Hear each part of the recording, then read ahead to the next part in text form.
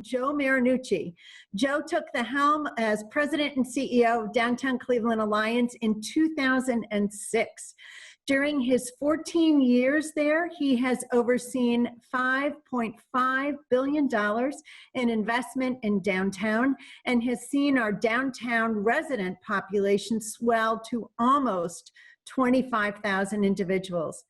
Joe is a true public servant. After graduating from college, he served in Cuyahoga County, then answered the call to serve with Governor Dick Celeste, returned to Cleveland to serve with Mayor Mike White, where he was up to his elbows in economic development in Gateway and the Rock and Roll Hall of Fame, transitioned to the Playhouse Square Foundation, and finally to his home, Downtown Cleveland Partnership, now Downtown Cleveland Alliance. The existence of the Alliance depends totally on Joe's magnificent ability to coordinate and coalesce critical stakeholders, property owners, businesses, residents, downtown workers, and to make them feel that they are all owners of the Alliance and owners of downtown. Joe came to Cleveland from Italy at the age of 2 and grew up in our little Italy at a time when everyone there spoke Italian and Italian stores lined the streets. He actually learned English when he went to school. His life reportedly revolved around food, family, community, and church.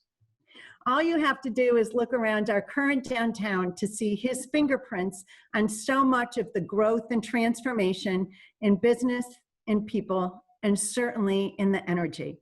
And he's a proud member of the Leadership Cleveland class of 2003. Joe, we look forward to hearing from you about the future of downtown. Thanks, Mary Ann. I really appreciate that very generous introduction. I am glad that you mentioned that I'm a Leadership Cleveland grad of 2003, and I know some of my colleagues from that class are on, so I have to say that it was the greatest class ever, as is our traditions in terms of the Leadership Cleveland program.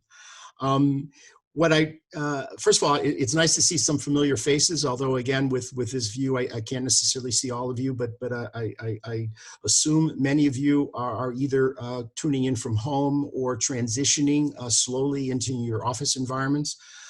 But as you can appreciate, one of the things that we're concentrating on from the Alliance's perspective is that we are bullish on downtown. And although downtown obviously is going through some transition, both in terms of the pandemic and some of the events of May 30th, we continue to believe that place is going to matter as we look to the future of not only downtown, but of Cleveland. And we really believe that downtown Cleveland will remain the heart and the economic engine of the city and the region. Downtown Cleveland, as all of us know, is a place for everyone, a place to celebrate milestones, to enjoy world-class entertainment, and an opportunity to experience big city energy within a tight-knit community, and as all of us know, a very interactive community. We also know that the world isn't quite right just yet, and I think we're far from normal. But again, our goal is to come out of this stronger than we were before. And what I'd like to do today is really talk about 5 areas that we've been concentrating on from the Alliance's perspective. One is ensuring a clean and welcoming environment. 2, assisting our businesses to open and be welcoming in terms of welcoming people back into downtown. Building the downtown residential base, as Mary Ann pointed out, we're not quite near 25,000. We're at about 20,000 right now, but our goal actually is to get to 30,000. Activating, animating downtown, and in many ways, one of the more important elements, I think, of our work is advancing racial equity in terms of helping the community move forward on some of those issues. I'm going to go through some of these fairly quickly, and I apologize because in some ways there's a lot to cover. Let me start with Clean and Safe. All of you, I hope, know of our ambassador program. It's been our signature program for many years. One of the things we had to tackle very early in the lockdown and the pandemic was a strategic decision to whether to keep the ambassadors working. We had to keep their health and safety in mind in making that decision, but we reached out to the city of Cleveland and we essentially made a decision that they were critical to downtown and therefore kept the ambassadors in place. We obviously refocused them to do things like sanitizing crosswalk buttons and transit stops and other types of public things that people were sensitized to touch and to deal with. That work continues. One of the interesting dynamics, though, in making the decision to keep the ambassadors in place, and remember that we're talking about 75 individuals working on a day-to-day basis in downtown, was that there really wasn't any place for them to have lunch. So we had to strategize, and we literally bought all the ambassadors lunch every day for 60 straight days during the lockdown. And we raised some specialized monies to help with that, to give you some sense. We expanded our homeless outreach. We added actually additional staff capacity, recognizing that the homeless population had increased as a result of the pandemic. We increased our SEEDS capacity, which is a program, a workforce readiness program, working with the homeless shelters and Lutheran ministries to increase the capacity of that program. So those types of efforts are ongoing, and again, in many ways are instrumental to the base work that we're doing in downtown. Switching gears a little bit, we recognize that obviously with the peaceful protests that occurred on May 30th that ended up turning violent, and the impact of that evening's violence on the downtown community was one that we needed to mobilize with strategic partners very quickly. So we actually brought together a number of stakeholders, the Cleveland Foundation, the City of Cleveland, Cuyahoga County, the Greater Cleveland Partnership, Destination Cleveland, and other civic leaders. And we essentially said that we really needed to figure out a way to raise some capital to provide direct support to the businesses that were impacted. We were able, through that process and through the generosity of some of those partners, we were able to raise just under $1.45 million to help provide direct grants to the businesses that were impacted. We actually have overseen the application process. We're working now with 103 businesses that were impacted during that difficult period, both in terms of the physical damage that occurred as a result of the violence, but also some of the loss of income that occurred as a result of the curfew that was put in place, you recall, for the week after that. The good news now is that we have announced that our grants are in place. On average, we're providing about $14,000 per applicant, and we're in the final stages of verifying all that information and getting dollars to those businesses. And again, part of that is to reanimate downtown, get these businesses back in operations that haven't made a decision yet to reopen. The funding obviously will be geared towards that. And the neat thing right now is that we are seeing businesses reopen. We've seen, in fact, I think over 50 downtown retailers and businesses now are reopened. We've seen some additional new investment. For example, Ujer Caribbean Chicken in the City Club building has now opened. We've seen some transitional investment occurred. Six City Sailor Club is now opening as we speak in the old Hodges space in the 668 building. Betts is now opening in the old Parker space in the Schofield building. So we are seeing renewed investment and a renewed opportunity. In addition, we continue to work in the office market. We actually continue to believe that although all of us are challenged by safety concerns in coming back into the office environment, and all of us are reading about the challenges of companies making decisions to bring their employees back, we, as I said, continue to believe that downtown will be the focal point, and we will return to a scenario where place is important, where creativity, innovation are key, and being together and networking in these types of environments, as you're doing here through Zoom, are going to continue to be very important. And we've seen companies like Flip That Flip, or Fund That Flip, bring over 120 jobs into downtown. Tiger Pistol is adding 25 jobs. And by the way, if the question is going to be about Sherwin-Williams, what I can share with you is Sherwin-Williams is continuing to plan for its headquarter facilities over in the warehouse district site adjacent to Public Square. So we know that is an important evolutionary step for us. In addition, we recognize that helping our businesses, especially on the culinary side, was important. We worked hard with the City of Cleveland to enact legislation to expand cafe seating capacities. We've seen a number of those establishments on West 25th take advantage of that. We're working with about a half dozen restaurants in downtown currently to allow them to take advantage of that. And again, given the constraints of the pandemic, we know that if we can create more physical space, if we can create more public space for use by these businesses, they're going to be able to take advantage of it.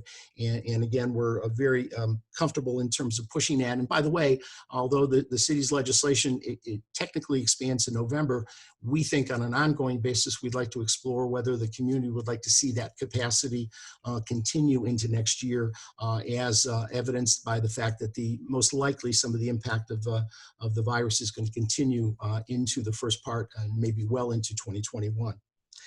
In terms of advancing racial equity, we know that, again, some of the underlying issues facing us in terms of racial justice and tackling systemic racism were part of what was expressed on May 30th. And we understand that we as a community have to recognize that and embrace it.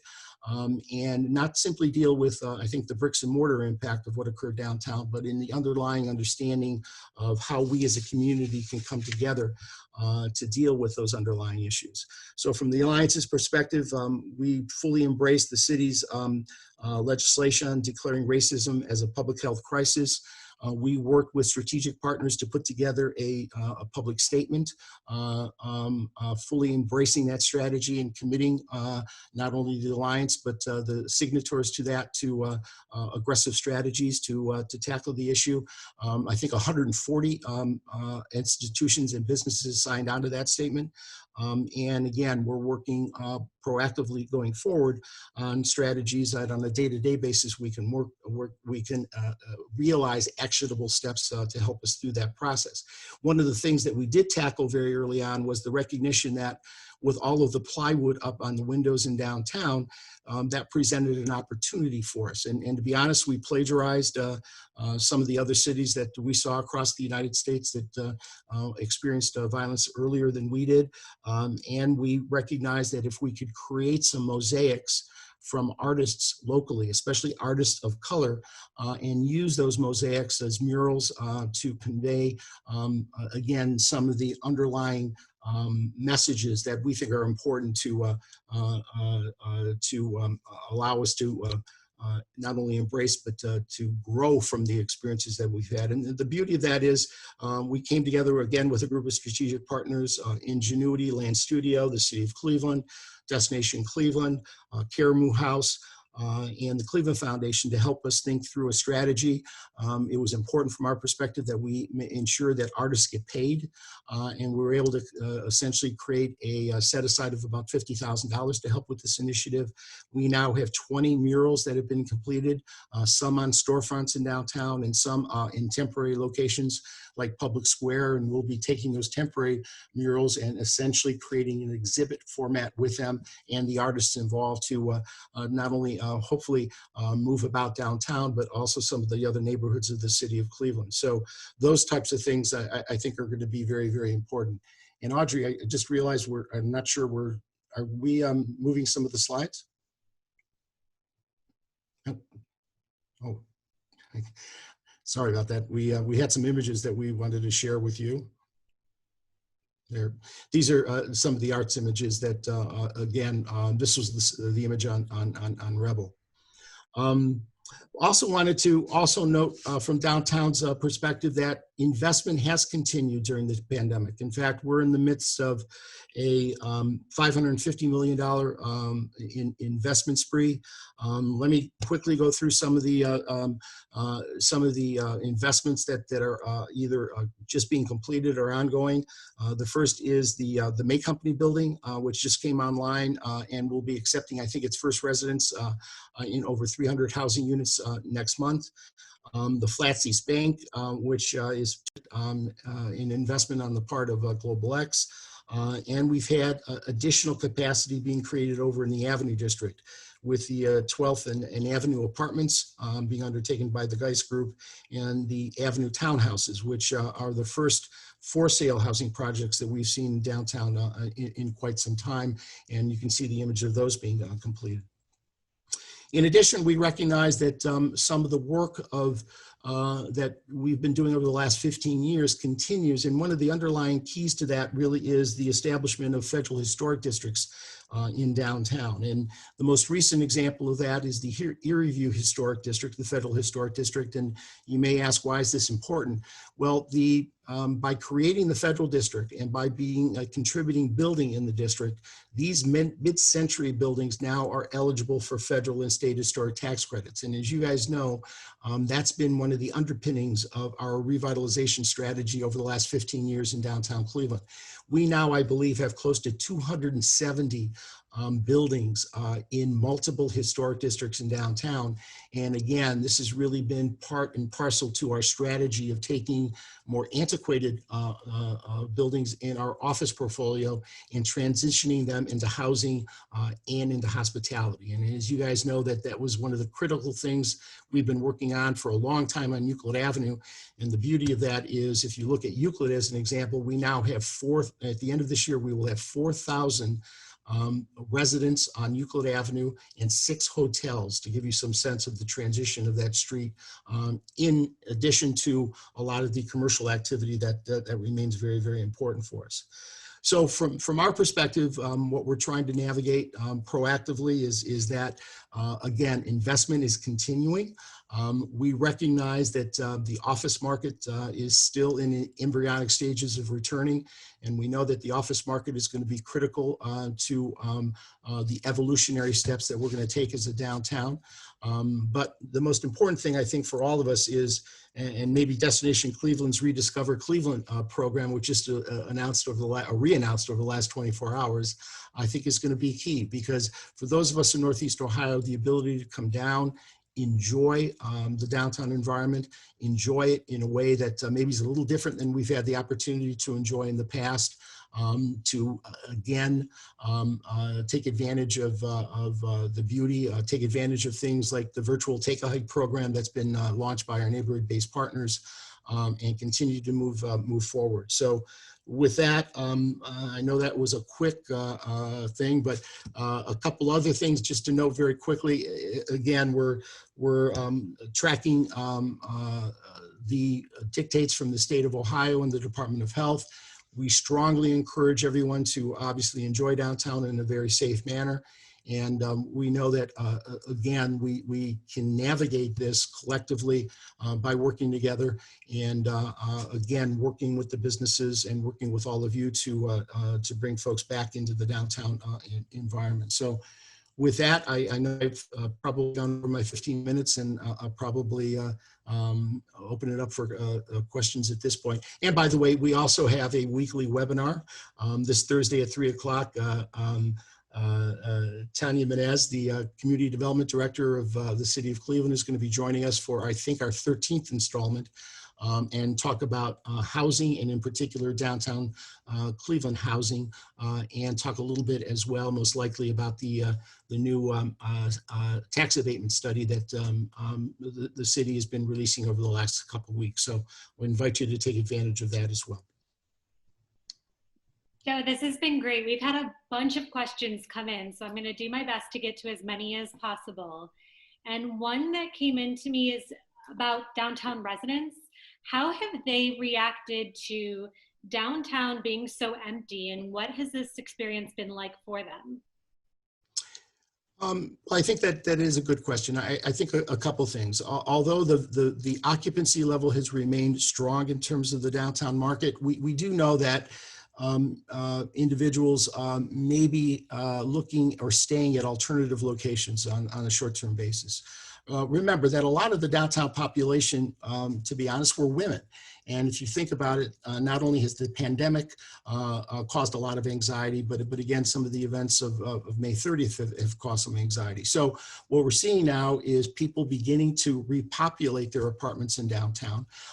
And again, as more business establishments open, as more of the businesses who are boarded up remove the boarding from their windows, as people can see that animation return, we think that there's going to be more comfort and more people will come back and animate the not only the downtown environment, but take advantage of the apartments that they are currently leasing. So we think there will be continued transition, but we do understand that that's going to take a little bit more time in terms of people's comfort. Great, and I'm going to weave together a couple questions into this one.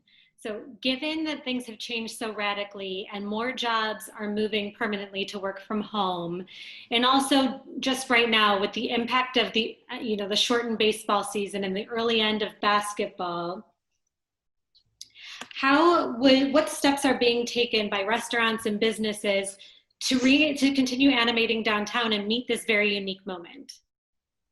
Well, again, if you think about it, yes, if you look at what makes downtown vibrant, we're at a downtown that prior to the pandemic, we had about 105,000 people that were commuting into downtown Cleveland every day. That animated the space. The residential base that we talked about animates the space. And then the third leg of that are events. And if you think about all of the amenities that are on pause right now and all of the events that are on pause, the challenge to restaurateurs is to still get people comfortable. And remember, there is a customer fear factor that they're overcoming. That's why, again, Destination Cleveland, their clean commitment program is very important, so that you as an individual can make a decision that I'm going to go to this establishment. I know it's operating within the guidelines of the Ohio Department of Health. I know it's taking special steps to ensure my safety, and it's putting me in a position where I can enjoy a night out and still do so in a way that allows me to be safe. Right now, a lot of the restaurants that are open are operating at about a 40 to 50% capacity in terms of where they were pre-pandemic, if you think about it, or a comparable point in the past. So people are engaging. And again, I think the key is to work with the restaurateurs to continue to help them with their business model. By the way, things like takeout and curbside pickup and all of those types of things are going to probably remain a part of their business model in a way that historically they may not have had to deal with in the past. So we're encouraging them. We're working very closely with our neighborhood-based partners to think through strategies that allow them to balance their business plan, if you think of that way, allow them to continue to secure revenues and continue to work to animate the spaces that we are trying to achieve. Thank you. And we have another question that came in, just wanting to know how you're going to make sure that DCA welcomes people from all over the world. I have a seeking suspicion who asked that question. Well, obviously, immigration and creating a welcoming environment is part and parcel to, I think, the downtown that we're creating. We know that the pedestrian experience is going to be very important. We know a diverse set of housing options is going to be important. And we know if we can do those types of things and work with businesses that are looking, again, to hire talented individuals, maybe from other parts of the world, we can begin to connect those dots very, very aggressively. But we strongly believe in Global Cleveland's mission, and we will do everything we can, whether it's celebrating our sister city relationships this fall, or celebrating the Welcome Week that I think Global Cleveland is planning a little later this year. That's a plug, by the way, Joe. But we fully embrace that opportunity it creates for us, and we recognize, and I think Marianne noted, I am an immigrant myself, so I understand the opportunity that we can create for ourselves as a community by bringing people from different parts of the world to the city. Thank you. And you had talked about the $550 million investment spree and the new investment, transitional investment, but do you see any evidence yet of demand for downtown space, slacking, or actual losses of leases, or loss of investment? Well, at this point, we are continuing to see the developers and owners of complicated projects like Nucleus and the Centennial at 9th and Euclid. They're continuing to work on those projects. Were they complicated projects before COVID? Yes. Are they a little bit more complicated now? Yes. but we do see the continued effort to work on those types of projects. We also see additional projects moving forward, like the City Club Apartments on Euclid Avenue, which is now going through final design approval at the City of Cleveland. The developer indicates he is proceeding with that project. Millennials going forward with beginning construction on 75 Public Square as another example of that investment. And I mentioned a few minutes ago Sherwin-Williams, and I think Sherwin-Williams will be for this community a great energy boost, for lack of a way to define it. And that investment, 1 million square feet of a headquarter facility here in the heart of downtown, in the core of downtown, we think is going to continue to galvanize additional investment going forward. Are we seeing questions about future office leases? Yes. I'd be remiss if I didn't say that and didn't know that that's part of the dialogue. Are we seeing evidence of it yet? The answer is no. Why? Because a lot of the leases are in place and their expiration is some point in the future. So although all of us believe that stay-at-home opportunities are going to continue to be part of our strategies collectively going forward, I think it's still a little too early to kind of say that, yes, all these offices are going to move in that direction. Again, we're very, very bullish on the fact that we think place matters. Again, evidence across the country is that millennials and young professionals are going to continue to want to return to those types of environments, and companies will follow that talent. Thank you. And so one final question for you, but this is a big question, 2 parts. Where do you see downtown Cleveland in 5 years? And how can all of us help you to realize this vision? What can we do? Well, I would probably answer that in a couple of ways. One is as all of you know, we've looked very closely at the example of Euclid Avenue, and I've talked about this a few minutes ago. If you think of Euclid Avenue, it's somewhat, in some ways, symbolic of our vision for the city 5 years from now. We historically were a city dominated by Fortune 500 companies.